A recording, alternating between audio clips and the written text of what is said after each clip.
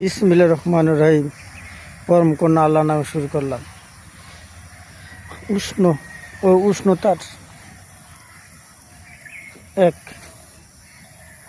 গরমের অসহনীয় যেন মানুষের করেছে দুর্ভোগ, কষ্টের লাঘব। এই কষ্টের লাঘব থেকে আমাদের উত্তরণের উপায় হলো বেশি করে গাছ লাগাই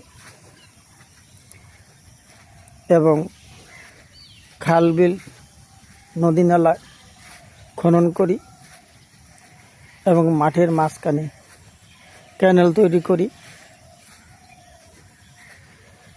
তাহলে আমাদের উষ্ণতা কিছুটা কমার সম্ভাবনা আছে। আসুন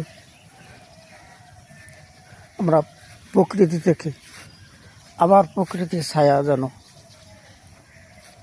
এই আবহাওয়া আমরা আবার নতুন করে ভালোবাসি এবং প্রকৃতি ও জীবন যেন মানুষকে করে তোলে আরাম বিলাসিতা,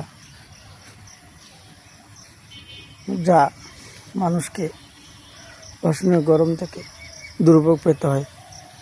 আমি নজরুল সরকার জিগরগাছা সরকারি ML মডেল হাই স্কুল মাঠ থেকে।